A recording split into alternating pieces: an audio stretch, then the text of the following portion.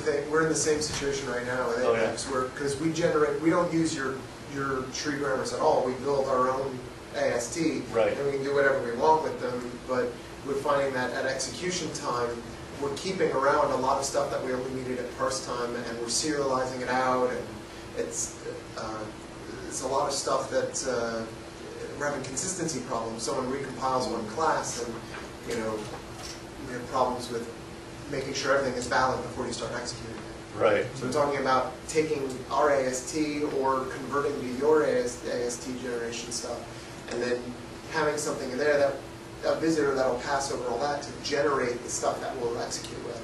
And that's the only stuff that needs to be serialized. Yeah.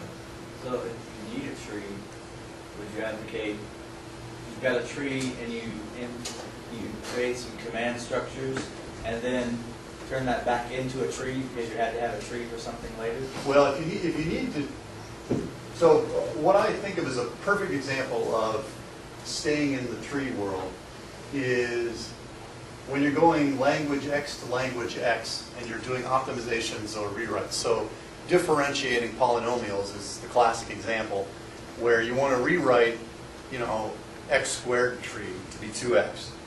You might as well just keep everything in that tree form and do manipulations on it. But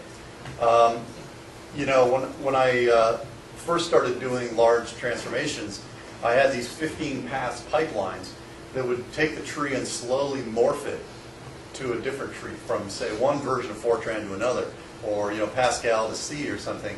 And it just gets too hard to manage your visitors or your tree grammars because they change slightly from pass to pass.